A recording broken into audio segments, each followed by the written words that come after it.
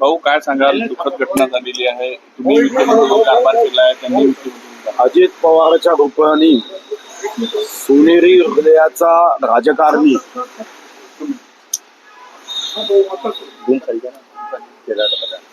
अजित पवारच्या रूपाने आम्ही सर्वांनी एक सोनेरी हृदयाचा राजकारणी, ज्यांना त्यांच्या पक्षातलेच नव्हे तर महाराष्ट्राच्या राजकीय पक्षाचा कार्यकर्ता दादा म्हणून ओळखायचे, असा निर्भीड वक्तशीरपणाचे धनी असणारे दुर्मिळ राजकीय नेते म्हणून अजितदादाकडे बघितलं पाहिजे.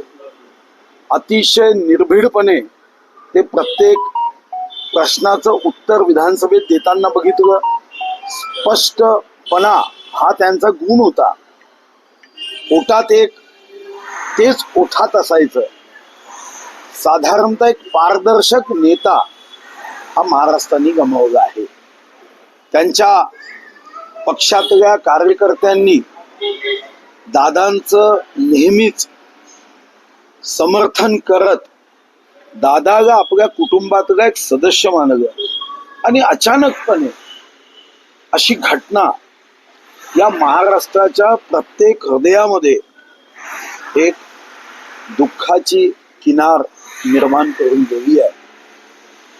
हा सोनेरी हृदयाचा माणूस, नेता आम्हा सर्वांच्या मधात आज नाही राहिला, याचं दुःख प्रत्येक राजकीय पक्षाच्या कार्यकर्त्यांना आहे. एक मोठी उणीव महाराष्ट्राच्या राजकारणात त्यांच्या जाण्याने निर्माण झाली आहे. कुटुंबावर तर आघात झालाच, पण त्यांच्या पक्षातले कार्यकर्ते, महायुतीतले कार्यकर्ते आणि महाविकास आघाडीच्याही कार्यकर्त्यांशी त्यांचा जो संवाद होता, जी सहृदयता होती, मैत्रीची भावना जोपासण्याची त्यांची वृत्ती होती, निश्चितपणे एक मोठा आघात महाराष्ट्राला झाला. तुम्ही विरोधी पक्षात असताना, सत्ता पक्षात असताना, अगदी सरकारमध्ये असताना अजितदादांसोबत काम केलेलं आहे. त्या आठवणी म्हणजे तुम्हाला आता खूप आठवणी आहे. म्हणजे कॅबिनेटमध्ये कधी कधी एखाद्या मुद्द्यांवर मतमतांतरे असायची आणि तेव्हा अनेकदा त्यांचं आणि माझं मत एक असायचं. तर्काच्या आधारावर आपली मतमांडणी करणं हे मला वाटतं की त्यांचं एक गुण होता आणि तर्काच्या आधारावर आपलं मत मांडायचं. आता माझी आत्ताची ताजीच आठवण की तुम्हालाही माहिती आहे की ते नेहमी म्हणायचे की आता सध्या आपल्यात दायित्व जास्त आहे, आपल्या कामाचा जो व्याप आहे त्यासाठी लागणारा निधी अपुरा आहे.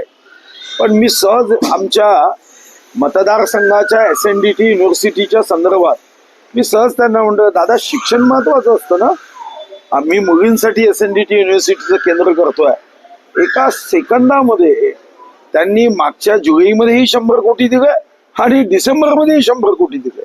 म्हणजे त्यांना याची जाणीव होती की टंचाई आहे, आर्थिक अडचण आहे, पण शिक्षण हा महत्वाचा गुण आहे. एक सेकंद सुद्धा लावला नाही, हा त्यांच्या मनाचा मोठेपणा.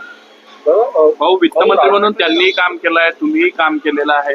एकंदर त्यांचा स्वभाव कसा राहिलेला आहे तुमच्या या सगळ्या अनुभवात? नाही, वित्तमंत्री म्हणून एक तर निश्चितचपणे आहे की आपल्या अर्थकारणाला नाही म्हणणारा वित्तमंत्री हवा असतो. प्रत्येक गोष्टीला होय म्हणता येत नाही. काही असे प्रसंग असतात की ज्यातून राज्याचं हित आणि त्याला लागणारा खर्च यामध्ये कुठेही ताळमेळ नसतो. आणि अशा प्रसंगात समोरचा व्यक्ती कितीही मोठा असला तरी त्यांना गोड शब्दात नाही म्हणणं किंवा कठोर शब्दात नाही म्हणणं, या दोन्ही गोष्टी अजितदादांना साध्य झाल्या होत्या आणि त्यातून आता राज्याची अर्थव्यवस्था योग्य मार्गावर येत होती. तो हिंदी में बताएंगे, आपने आपका प्रदीर्घ अनुभव रहा है, अजित दादा को कैसे देखते हैं? अजित दादा ये